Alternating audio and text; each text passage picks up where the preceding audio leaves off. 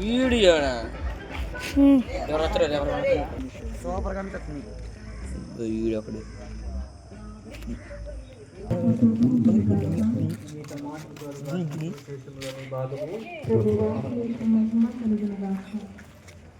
Mark సువార్త 2 నుండి 9 వరకు.